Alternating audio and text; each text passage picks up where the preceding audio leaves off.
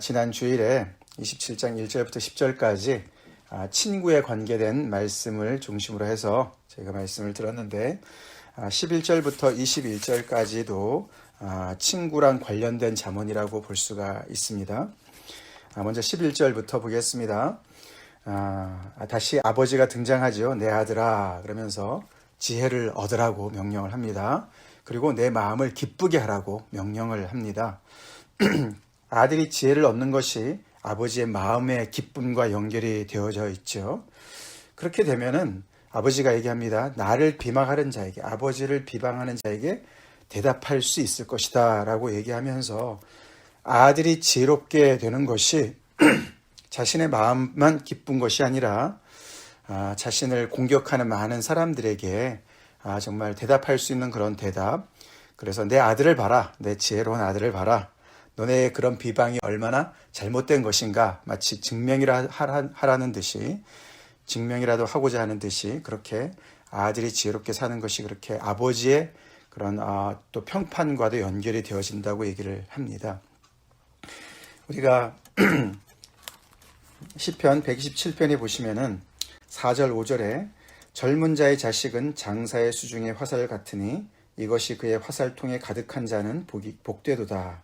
그들이 성문에서 그들의 원수와 담판할 때에 수치를 당하지 아니하리로다 라는 말씀이 나옵니다.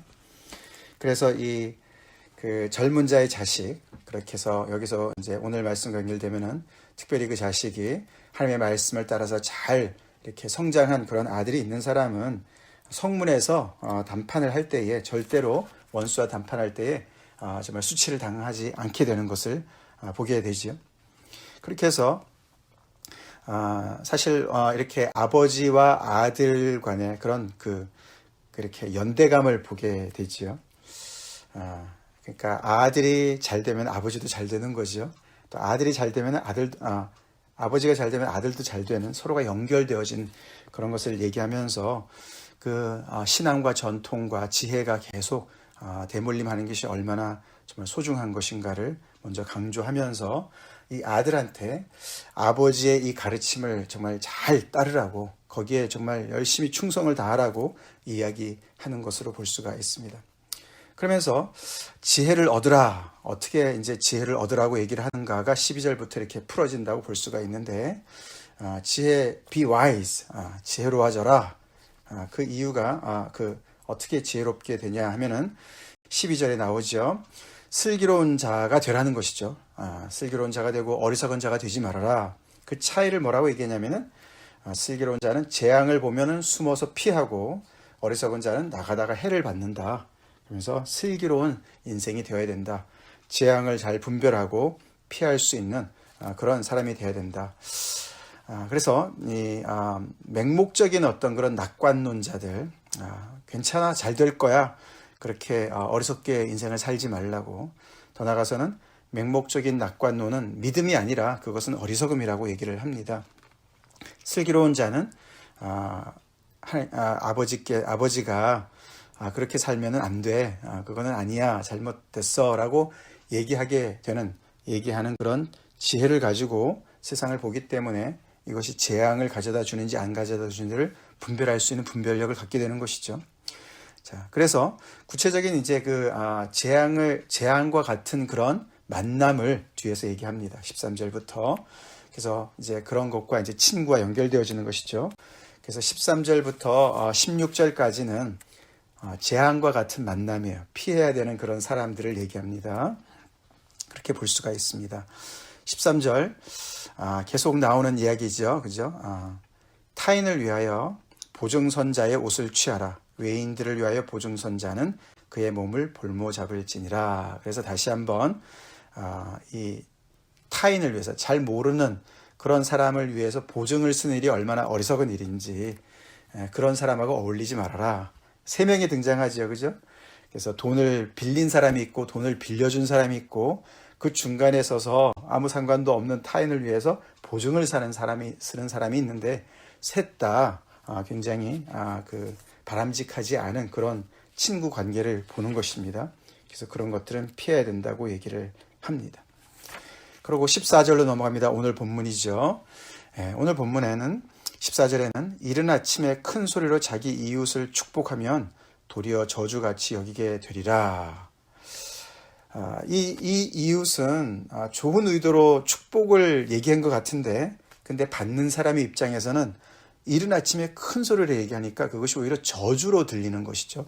내용은 잘 들리지 않고, 아니 이 아침에 왜 저렇게 큰 소리를 치는 거야? 이러면서 저주와 같이 들리게 된다라고 얘기하면서 굉장히 좀 센스가 없는 그런 이웃, 다시 한번 이웃 얘기가 나오죠. 친구 얘기가 나옵니다. 그래서 오늘 본문도 우정과 관계된 그런 본문이라고 얘기하는 것이죠. 그렇죠. 우리가 이런 말이 있습니다. 참된 친구, 참된 우정은 말보다는 행함과 진실함이 중요하죠. 그죠? 예. 사랑이라는 것은 정말 우리가 요한일서 3장 18절에 보면 자녀들아 우리가 말과 혀로만 사랑하지 말고 행함과 진실함으로 하자. 이 이웃이 어떻게 자기 이웃을 축복하려고 얘기는 했지만 이렇게 행함과 진실함이 좀 부족한, 어떻게 보면 그냥 말로만 하는 어떤 그런 것이 될 수가 있겠고, 또 말이라고 하더라도 말도 무엇을 말하느냐, 내용도 중요하지만 그것을 어떻게 말하느냐, 그죠? 그리고 언제 말하느냐, 그리고 왜 말하느냐, 이런 것들도 굉장히 같이 따라가죠. 그것이 이제 행함과 진실함과 연결되어진 것이죠. 그래서 자기중심적으로 하지 않습니다. 그죠? 그 이웃의 그런 형편을 살피는 것이죠. 그래서 여기서 보면 이른 아침이기 때문에 이게 언제 말하느냐에 걸리는 것이고, 큰 소리로 말하기 때문에 어떻게 말하느냐가 걸린 것이죠. 그래서 이게 그 때와 그런 방법에서 문제가 있어서 결국에는 자기는 축복한다고 얘기했지만 그것이 이웃에게는 저주로 들릴 수가 있다. 이제 그런 어떤 정말 분위기가 파악이 안 되는 그런 부분을 얘기하고 있고요. 15, 16절에는 또다시 이제 우리가 단골 메뉴입니다. 그죠? 이 다투는 여자, 이 다투는 이 와이프를 얘기하는 거예요. 아내는 비 오는 날에 이어 떨어지는 물방울이라. 이 말씀이 앞에도 나왔었습니다. 그렇죠? 앞에 19장 13절에도 나왔었는데, 이어 떨어지는 물방울이라는 말은 비가 새는 지붕이다, 그런 뜻입니다. 사실 여기서는 이제 그 와이프를 얘기했지만은 부부간에 얘기를 하는 것이죠. 그죠? 같은 얘기죠. 집안에서 이제 서로가 지붕이 되어줘야 되는 것이죠. 비가 올 때 막아주는 지붕이 돼야 되는데 서로가 계속 다투는 거죠. 그러니까 그 지붕이 그냥 이렇게 비가 오면은 그 비를 막아주는 역할을 해야 되는데 지붕은 멀쩡한 것 같은데 비가 오면은 늘 새는 겁니다. 그래서 결국은 지붕의 역할을 감당하지 못하는 것이죠. 그래서 결국은 우리가 지난 주일에 살펴봤듯이 8절에 고향을 떠나 유리하는 사람은 보금자리를 떠나 떠도는 새와 같은, 그래서 집안에서 서로가 사랑하고 서로가 보호하고 안식해야 되는 장소가 결국은 이제 거기서 있을 수 없는, 그래서 떠돌이가 될 수밖에 없는 그런 상황이 된다. 그래서 가족 간의 다툼은 그렇게 정말 미저러블하게 만드는 것이죠. 그것을 제어하기가 얼마나 이제 불가능한지, 바람을 제어하는 것 같고 또 기름을 움키는 것과 같다. 그렇게 해서 불가능한 어떤 그런 것을, 그래서 집안에서의 그런 다툼이 얼마나 정말 힘들게 하는지를 이야기하고 있습니다. 사실 부부간의 관계가 여기 우정의 친구와의 관계에서 계속 나오죠. 우리가 7, 8절에도 그렇게 우리가 해석을 할 수 있다고 그랬는데, 왜냐하면은 부부간의 관계가 가장 가까운 친구가 될 수 있는 거잖아요, 그죠? 그런 것이죠. 그래서 부부의 이야기가 나오는 것입니다. 가정에서 정말 하나님께서 짝지어 주신 서로의 배우자들을 정말 더 사랑하고 더 가까운 친구가 되도록 우리가 더욱더 노력합시다. 자, 그래서 16절까지는 그렇게 마치 재앙을 보면은 숨어 피하는 것이 슬기로움과 같이 이런 어떤 다툼이나 어떤 그런 상황을 파악하지 못하는 그런 축복의 말이나 또 보증을 쓰는 일이나 이런 것들을 피해야 되는 것을 이야기한다고 볼 수가 있고요. 17절부터 이제 21절까지 이제 계속되는 그런, 또 여기서는 좀 더 긍정적인 그런 진정한 우정에 대한 이야기가 나온다고 보여집니다. 특별히 17절부터 거기에 홀수절 17절, 19절, 21절이 그 친구의 어떤 가치를 얘기합니다. 17절 보겠습니다. 철이 철을 날카롭게 하는 것 같이 사람이 그의 친구의 얼굴을 빛나게 하느니라. 네, 그렇죠. 우리가 칼도 계속 쓰다 보면 무뎌지니까 칼을 갈지 않습니까? 근데 칼을 갈 때 그 필요한 것이 부싯돌 같은 거잖아요. 더 강한 철로 날카롭게 하지 않습니까? 그런 것처럼 사람을 날카롭게, 사람을 이렇게 샤프닝 하는 것은 사람이라는 것이죠. 친구라는 것이죠. 그래서 여기 친구의 얼굴을 빛나게 한다는 말은 친구의 인격을 빛나게 한다, 그런 뜻입니다. 그래서 이 친구가 우리 지난 주일의 말씀과 연결되어지죠. 충직한 권고로, 때로는 아픈 책망으로 그렇게 계속 그 상대방의 친구를 진리로 인도하는 것이죠. 결국 진리로 인도하는 것은 하나님께로 인도하는 것이죠. 한 가지로 치우쳐서 무익하게 되는 것이 친구가 아니고 서로가 올바른 길로 인도해 주는 것이 친구지 않습니까? 그래서 그걸 포기하지 않는 거예요. 친구가 잘못되는 것을 보고 묵인하지 않고 때로는 아픈 책망으로 면책을 통해서 계속해서 이 친구를 더 이렇게 샤프닝을 해주는 역할을 이 친구가 한다는 것이죠. 이 친구가 얼마나 소중한 가치를 가지고 있습니까? 우리 18절을 건너뛰고 19절로 가겠습니다. 여기서는 어떤 친구의 그런 가치가 있냐면은 물에 비치면 얼굴이 서로 같은 것 같이 사람의 마음도 서로 비치느니라. 그래서 서로가 이렇게 거울과 같은 역할을 해주는 것이 친구라는 것이죠. 그래서 나의 그런 모습을 친구를 통해서 볼 수 있다.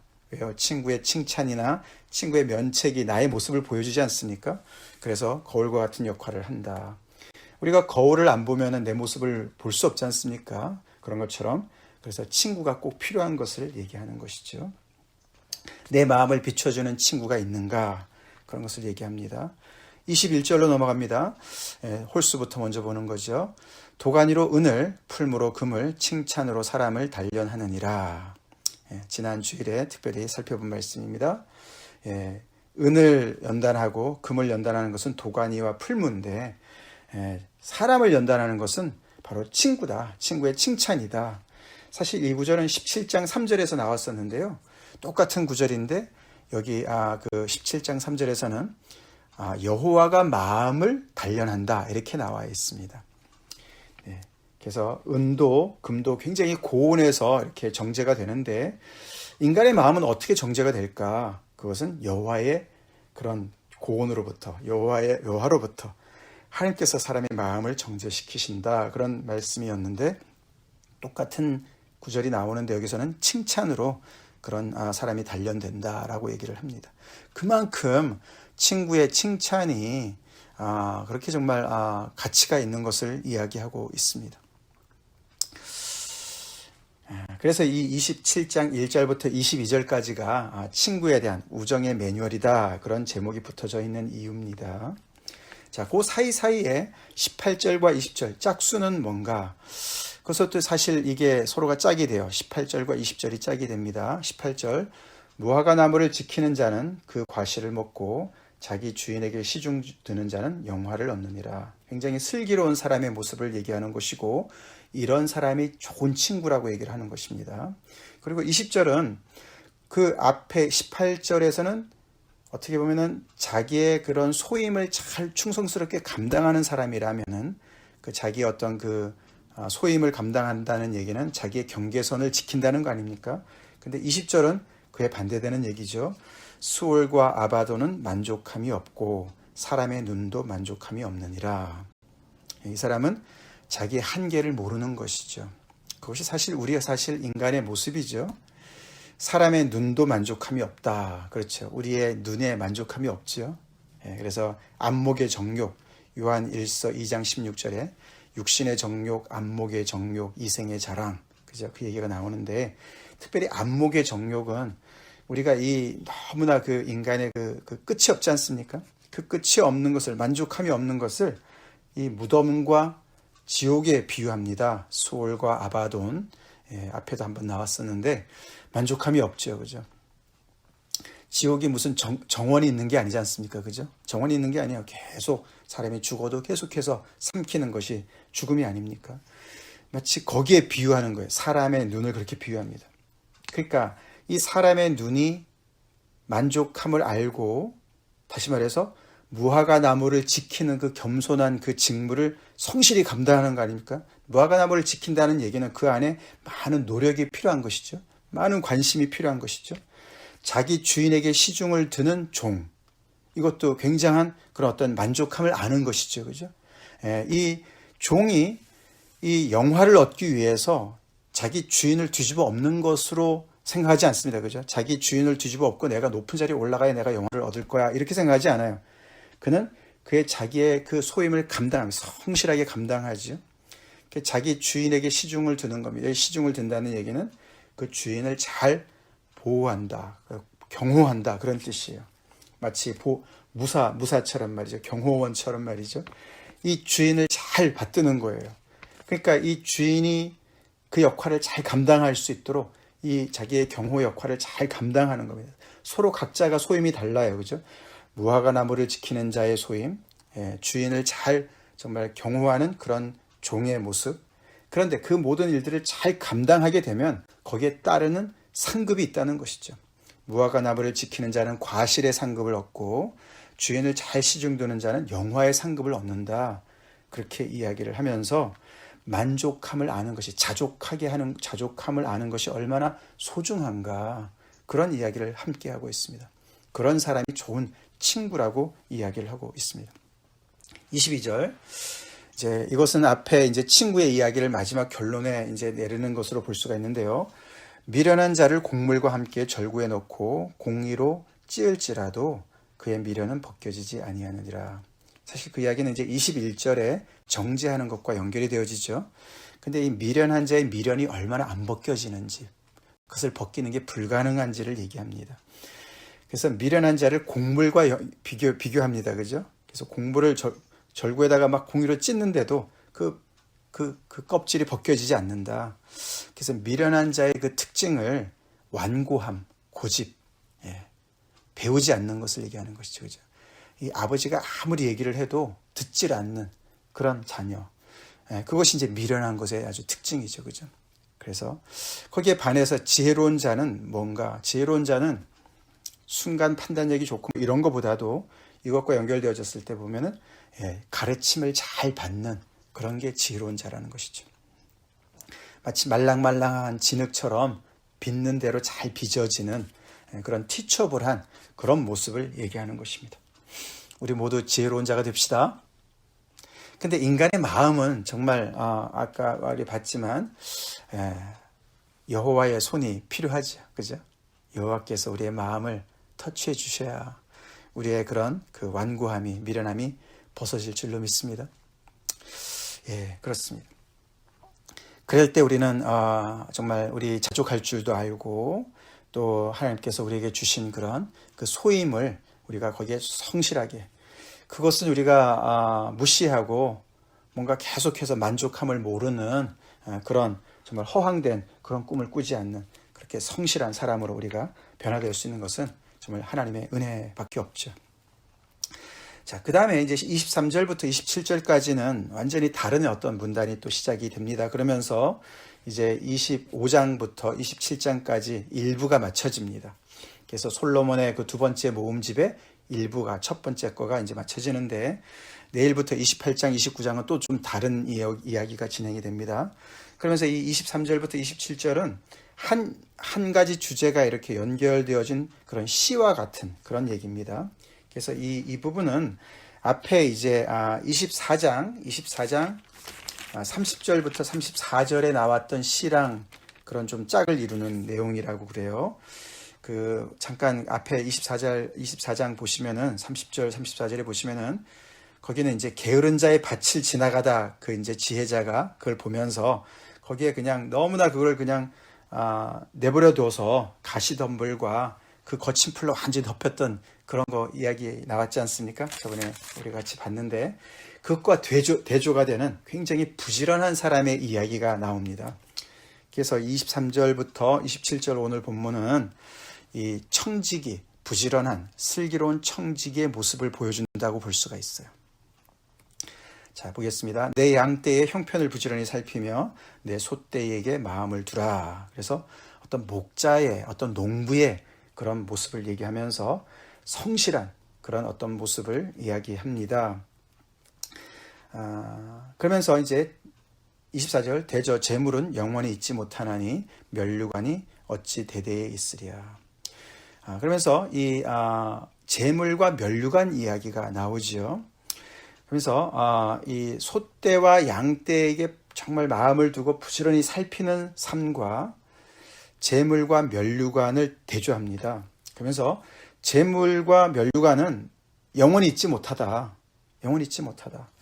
그렇지만은 양떼를 열심히 부지런히 살피고 소떼에 마음을 두고 열심히 그렇게 그 일을 잘 감당하는 사람은 25절, 26절, 27절 거기 보면은 하나님께서 산에서 공급해 주시는 꼴을 통해서 그 양떼와 소떼가 계속 잘 자라서 그것을 통해서 어린 양을 통해서는 털을 얻어서 옷이 될 것이고 내 옷이 될 것이고 또 염소를 통해서는 그 순염소를 통해서는 그것을 팔아서 밭을 살 수 있는 그런 미천을 얻을 수가 있게 될 것이고 또 암염소를 통해서는 젖을 얻어서 내 가정의 모든 식솔들의 음식이 될 것이고 요종들의 먹을 것이 될 것이다. 그러면서 이 양떼와 소떼를 살피는 것은 이 영원히 있지 아니하는 그런 재물과 멸류관과 다르다. 그 얘기를 하는 거예요. 그래서 결국에는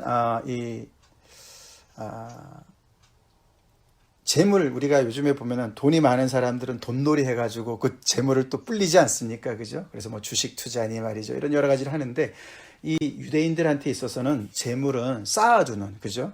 하나님께서 쌓아두는 재물을 정말 싫어하시는 거 하지 않습니까? 그리고 그런 고리대금 업자 하나님께서 미워하시는 겁니다. 그죠? 그래서 그때는 어떤 이자 놀이로 돈을 얻는 요즘의 재테크 같은 이런 것이 없습니다. 그럼 멸류관이라는 것도 그렇습니다. 이건 이제 결국은 앞에 25장과 연결되어지는 왕위를 얘기하는 거 아닙니까? 그래서 사실 이제 그 왕의 어떤 그런 통치를 얘기한다고 볼 수가 있어요. 그래서 이 양떼와 소떼는 백성으로 얘기할 수가 있습니다. 그래서 예를 들어서 우리가 에스겔서 34장 같은 데 경우에 보면은 이스라엘의 왕과 백성의 관계를 목자와 양의 관계를 많이 얘기하지 않습니까? 그래서 오늘 본문은 그런 stewardship, 그러니까 청지기와 연결되어진 거예요. 왕뿐만 아니라 우리가 감당하는 모든 일터에서의 그런 이야기들, 예를 들어서 목회자는 목회하는 현장에서, 아니면은 또 직장인들은 직장에서, 또 정치인들은 정치하는 데서 여러 가지 우리가 주어진 어떤 그런 환경이 있지 않습니까? 예, 거기에서 그러니까 재물과 멸류관, 거기에 대조가 되는 양떼와 소떼. 그렇죠? 사실 양떼를 부지런히 살피고 소떼의 마음을 두는 것, 사람이 거기에 성실하기보다는 양떼나 소떼를 통해서 얻을 어떤 그런 대가를 많이 생각하게 돼요. 그죠? 그래서 어떻게 보면은 재물과 멸류관은 결과물일 수가 있습니다. 그죠? 결과물이에요. 그래서 우리가 왕을 생각해 본다면은 왕이 멸류관만을 강조하고 백성들을 돌보지 않는다. 문제가 있어요. 그죠? 그러면 그 멸류관 오래가지 못하지요. 이제 그 얘기를 합니다. 농부나 아니면 목자가 재물만을 탐한다. 그리고 이 양떼나 소떼를 정말 살피지 않는다. 문제가 있는 거예요. 그죠? 문제가 있습니다. 그래서 1차 관심의 대상이 여기서 보면은 양떼와 소떼에 관심을 갖는 거예요. 그죠? 그래서 그 양떼와 소떼가 잘 자랄 수 있도록, 튼실히 잘 이렇게 성장할 수 있도록 열심히 일을 하는 거죠. 그래서 풀을 베러 갑니다. 그죠? 산에 풀을 베러 가요. 근데 목자나 농부가 열심히 일을 하는데, 목자나 농부만 일하지 않습니다. 그죠? 누가 또 일을 하십니까? 옆에서? 하나님께서 일하세요. 그죠? 하나님께서 자연의 그런 질서를 주셔서, 이 산에 풀이 자라게 하는 거예요. 그죠? 하나님께서 하시는. 그래서 하나님과 동역하는 모습을 보여줍니다. 하나님께서 자연에서 이 양떼와 소떼의 양식을 채워주는 것이죠. 근데 아무리 그렇다 하더라도 그렇게 풀이 정말 널려 있다 하더라도 게으른 목자가 있으면 그걸 못 먹겠죠. 근데 가서 열심히 풀을 뱁니다. 가서 갖다 줍니다. 그러면 소떼와 양떼가 열심히 먹지요. 그래서 하나님과 동역을 하면서 자연의 이치와 동역을 하면서 자연의 질서와 동역을 합니다. 자, 그러니까 동물이 잘 자라죠. 가축이 잘 자랍니다. 자, 그런데 이제 그러면 양식이 떨어집니다. 근데 또다시 거기서 새로 움이 돋습니다. 누가 그렇게 하세요? 하나님이 그렇게 하시는 거죠. 하나님께서 그렇게 양떼를 잘 돌보라고, 그렇게 잘 그런 목축업이나 농사일을 잘 하라고 하나님께서 자연에서 그렇게 자연의 그런 질서를 주신 것이죠.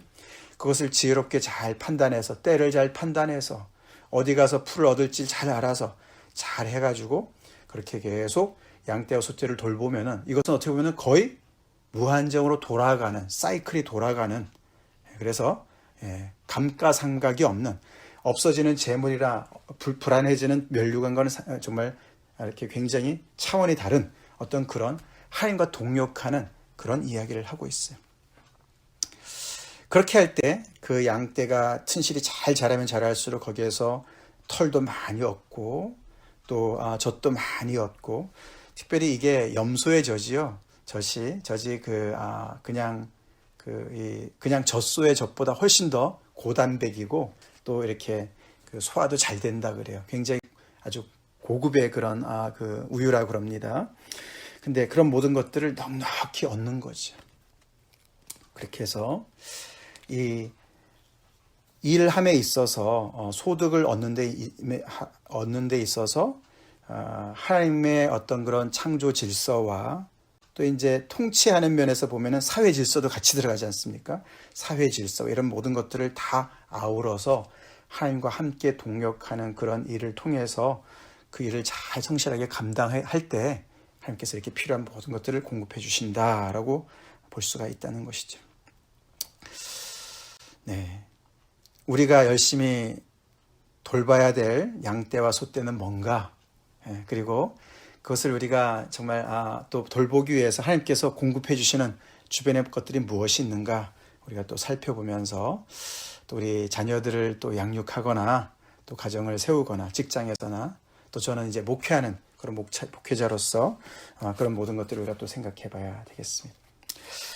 잠깐 또 기도하겠습니다. 하나님 감사합니다. 자문의 말씀을 통해서 또 우리에게 또 친구를 주시고 우리를 계속해서 또 연단시키시고 하나님 앞에 더욱더 바로 서도록 하나님께서 또 이렇게 인도하신 것 감사드립니다. 무엇보다도 우리 27장 말씀을 통해서 다시 한번 신앙의 친구를 또 우리가 생각해 보게 됩니다. 하나님, 우리가 마음을 열고 하나님께서 옆에 주신 귀한 지체들을 통해서 함께 도움을 얻는 그런 귀한 아버지 가까운 그런 관계가 될 수 있기를 간절히 기도합니다. 또 한편으로 아버지, 또 저희가 아버지 참 양떼와 소떼에 정말 마음을 두고 열심히 살펴야 되는 대상이 무엇인지 정말 아버지 돌아보기 원합니다. 우리가 결과물에만 집착하고 우리가 정말 아버지 1차적으로 관심을 갖고 땀을 흘려야 될 것을 등한히 하고 있지 않는지 돌아보기 원합니다. 지혜를 주시고 아버지, 그래서 하나님의 그런 창조의 질서에 따라서 사회 질서를 따라서 우리의 본분을 다하는, 그래서 아버지 하나님께서 또 채워주시는 그런 아버지 공급을 우리가 또 경험하는 은혜가 있길 간절히 기도합니다. 예수 이름 받들어 기도 올리옵나이다. 아멘.